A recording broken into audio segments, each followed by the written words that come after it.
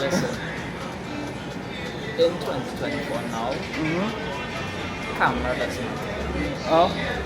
Your phone is as good as any camera you can get this, and this lives in your pocket. Very true. See, story is king.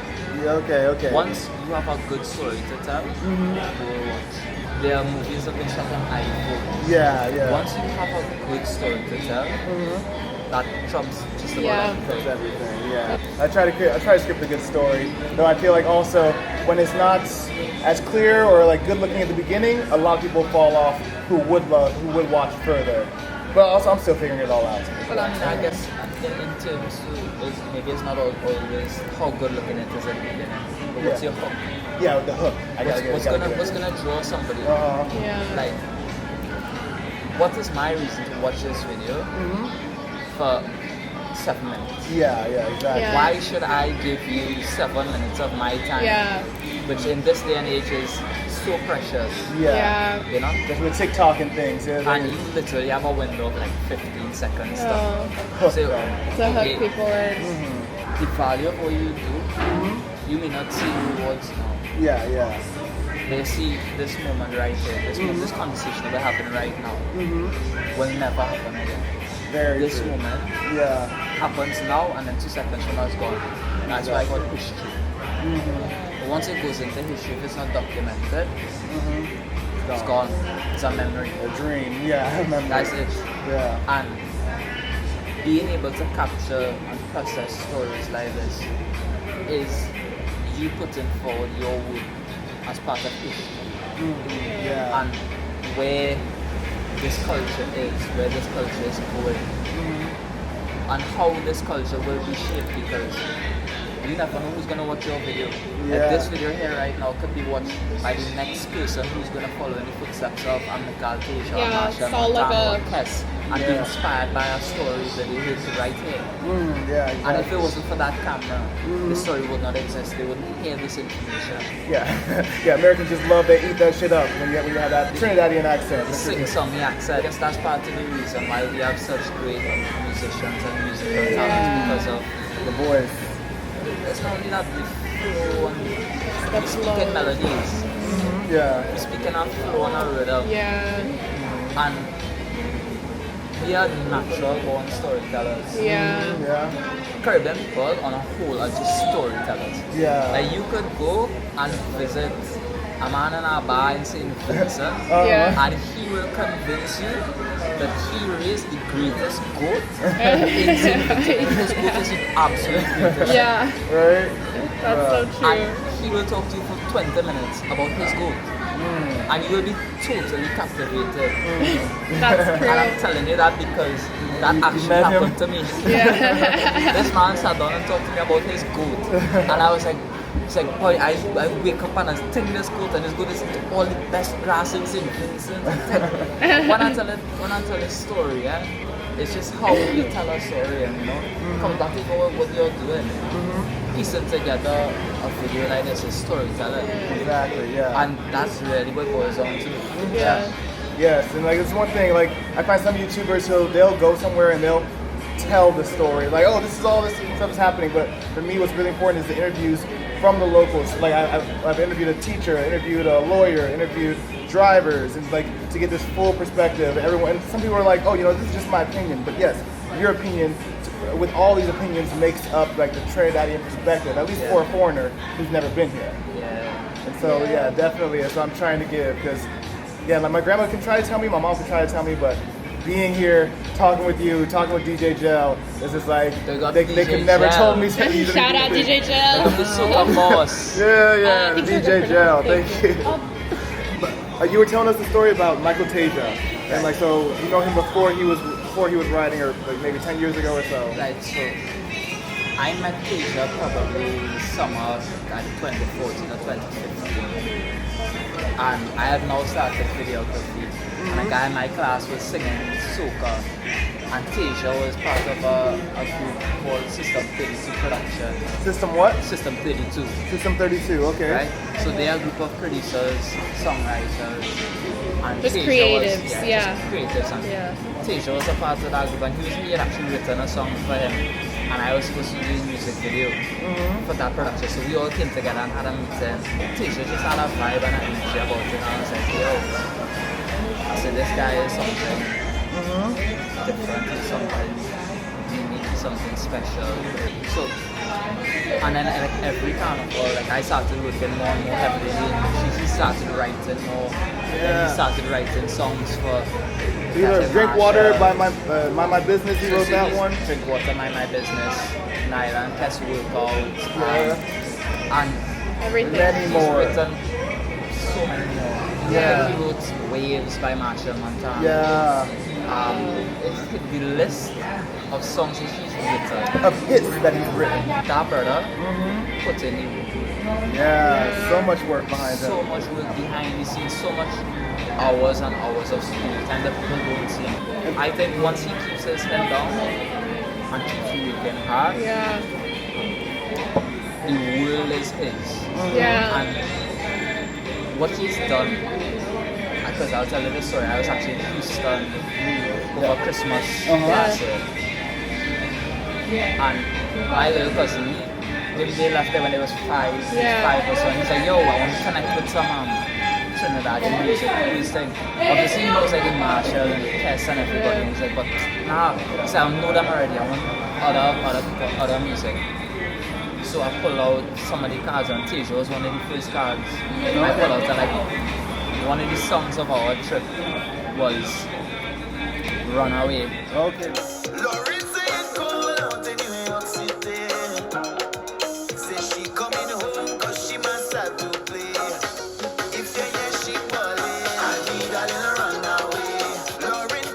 So Because happy. we in Houston. Literally. Oh In yeah. Houston? And like So everyone time we need to jump run in the away. car, it's like Lawrence said, cool out in New York City. And we changed it up. It was like Lawrence said, cool out in Houston City. Yeah. And we just changed it up and we singing that going down the mall and singing that and laughing and catching it. And actually, big shout out to Jimmy October as well. Jimmy October. Okay. Enough respect for that brother. Okay, I gotta look He's into another him. one putting out fantastic crossover work. So dabbling in the soca, but also dabbling in Calypso, dancehall. kind of crossover music. It's like more pop soca, but not pop soca, Okay. like chill pop soca. Okay, I see. So like you see, they have these underground artists that people may not already know. So You heard of they have- Trinidad? Yeah, but not necessarily Trinidad. Like, Oh, okay, just soca artist. he's not, I wouldn't classify him as a soca artist. The embodiment of a Caribbean man. Like, if you take a Caribbean person and have absolutely no idea what Caribbean people look like, Oh, it's him. and his look and his song Okay. is a Caribbean. The other- Kind of like, when you listen to this, it really embodies the Caribbean. Yeah. Jimmy October. Big face. Let me be your vacation, girl. Whatever you need, I get it in a rush. Lord knows you deserve more than enough. You need a vacation. Whatever you need. Yeah, no, definitely. Cause I want to highlight, like, otherwise, I'm an American looking online trying to find these soca artists and things, but I don't know Let me who. get you next one. I don't even know who's the big ones. Like, there's some songs I find where to me it's really nice. I bring it to some Trinis, they're like, I never heard that song. So yeah, especially Teja, because I like to, like, I have the thing where I do international artists. I have like French artists and Spanish artists, but I have no Trini artists. Yeah. So Michael Teja, I want to do a whole video just on Michael Teja. Mical. Mical Teja. Meet me at the Junction. Everyone meets in the middle of the road. You see that place right outside there? By traffic lights? For our Junction. I see. Okay, and everyone just liming and then partying, fetting in the middle of the Junction. And then maybe another one.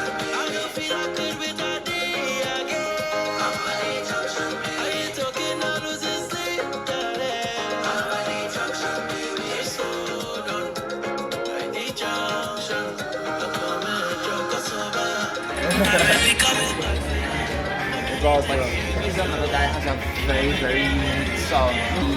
The opportunities for them are absolutely endless, and world is, the entire world is literally at their fingertips these days with the digitization of music and the platforms, the accessibility that people have to now, like yourself, get in touch with their chin roots. Yeah. Look for these guys. I mean, obviously, naturally, you're gonna stumble upon the Marshalls and the Kess and everything. Yeah. And they're the one who've been doing the legwork for the last Yeah. 20 to 40 years. Yeah, Right? they build a path. They've built, and even they've built on top of guys like Lord Kitchener, Rash Shorty Eye, Yes. Shadow, all of these guys, all of these great icons of Trinidad And culture. Calypso. And Yeah. Soca, yeah. Also. And now I think we're at that crossroad where it's a new era, A new coming in. evolution. So, Yeah. so you see the emergence of Voice, Nyla Blackman, Pretty, Second Star, with Yeah. Fanabs, Teja, a whole new crop of them coming Soca out. art, and they're also young still. Who are also going to be doing and putting in the work, and they've been putting in the work for the last decade or so, some longer, you know. And 10 years from now, who knows where we Yeah. will be, or where Caribbean culture, or where soca music will be. Yeah. I've asked myself this question many a time: why am I doing this? What's the purpose of me doing this? And the answer is always, this is so much bigger than one individual, one nation. This is something that will be cherished in history. Right. For sure. And I would love to see 25 years from now, schools all around Trinidad are teaching people about soca music, calypso, because that's what Trinidad history is now.